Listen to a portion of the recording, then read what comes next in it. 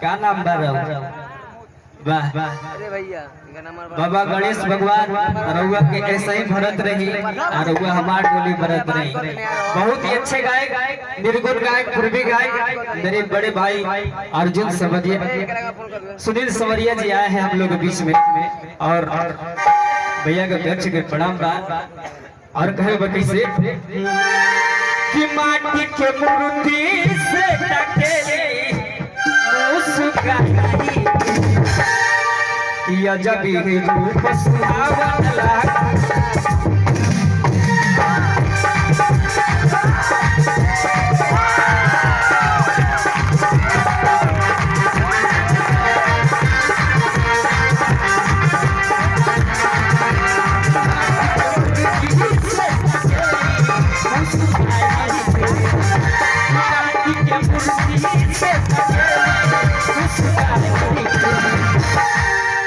अच्छा नहीं क्या लगा एकदम लगा था।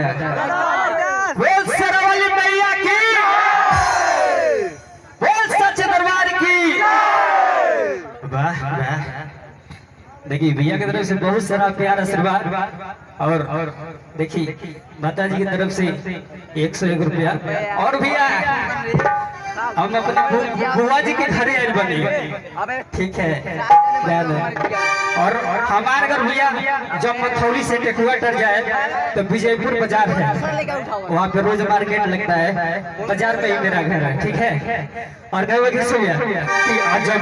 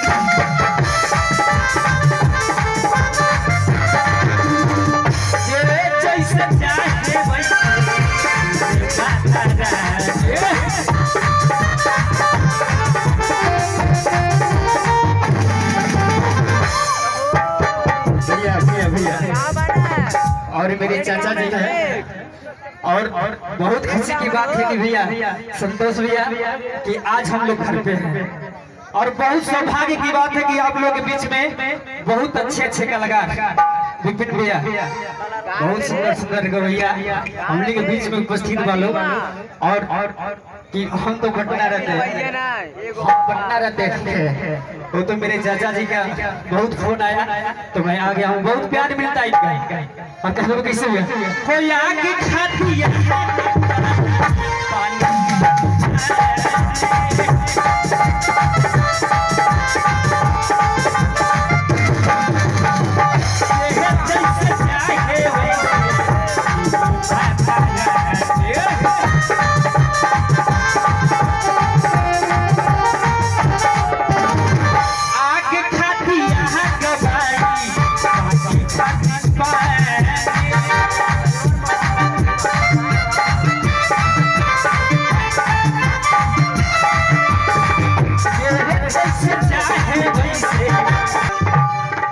मैया सब कुछ देली छल में मुस्काई के अजब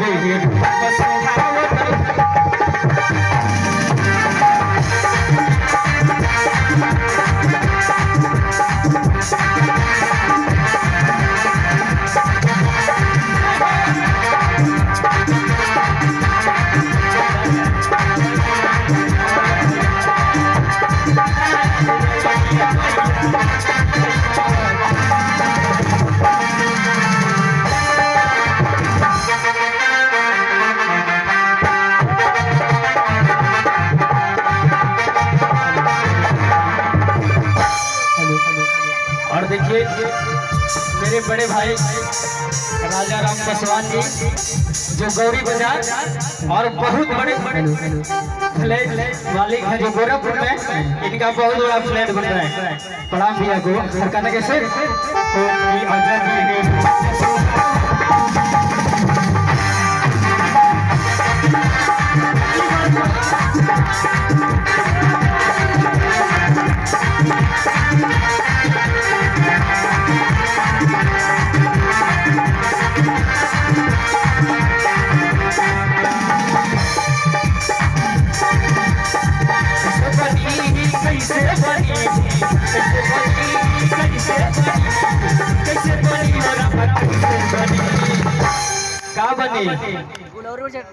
गुलौरी बिना देखी ले गया कोई प्रिय ध्यान देना गुलौरी बिना अब माई बिना गणेश बाबा बिना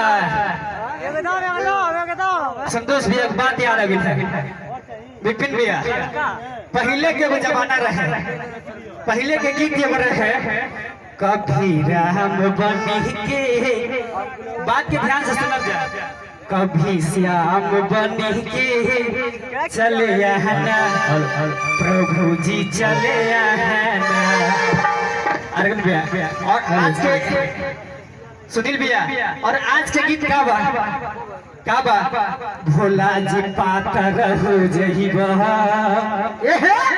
भोला जी तू बड़ा हो जहिबा गाजा पिया देखे आतर ना तो पातर हो जइबा। एक और गाना आज के गाना का बा भैया, पहले के गाना कितना बढ़िया बढ़िया रहे और आज के एक और गाना बा मूड़ी पे सही सही जाता कि भोला बाबा बताइए और कहे कैसे भैया कि अजब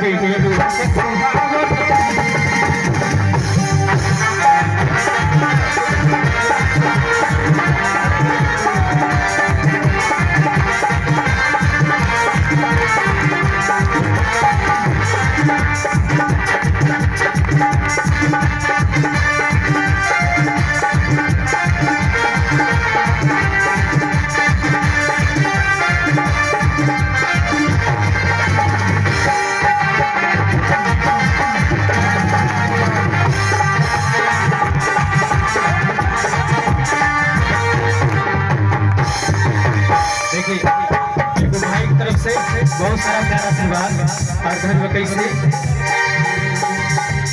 और नौमी में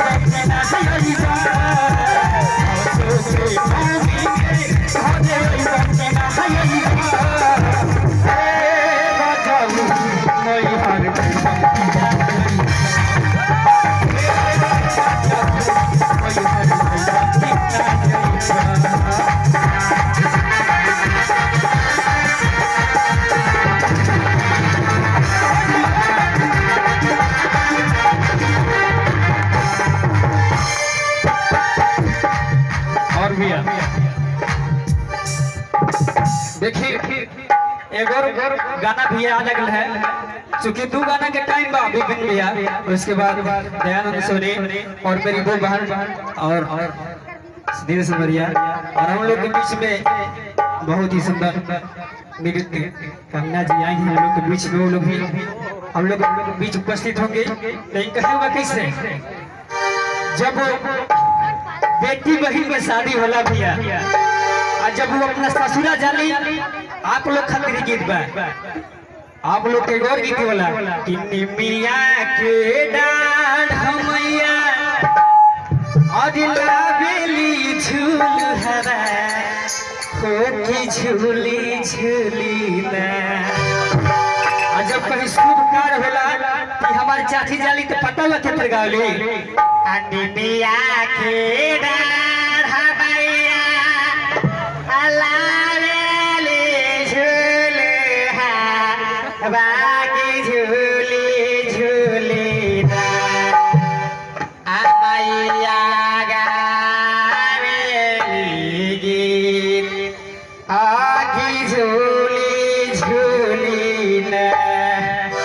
मेरे चाचा जी की तरफ से फिर से बहुत सारा प्यार आशीर्वाद। कुछ भी बोलते हो जब बेटी बहन के शादी होला और जब अपना ससुरा जाली तो संतोष भैया वो अपना ससुरा के साथ नैहरों के जब कहीं गणेश भगवान के पूजा करे जाली, जब देवी दुर्गा के पूजा करे जाली और अपना ससुरा के साथे साथे अपना नैहरों खातिर सुरक्षा मांगेली कि भाई जैसे हमारे ससुरा के लोग खुश बा हमारे नैहरों के लोग वही खुश रहे, खुशहाल रख रही है। तो गाना कैसे बा भैया? हम ना मांगेले। अच्छा हाँ केकरा खातिर मांगेलू तू हो? हम अपना ससुरा में गली ना तो अपना भैया खातिर मांगेनी, भैया साया खातिर ना मांगेनी। हाँ ओपी बोथाड़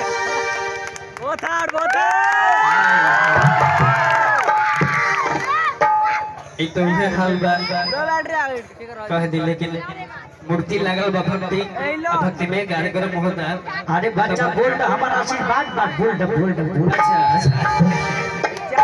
अच्छा कहत बा कैसे भैया संतोष भैया? अरे बनल रहे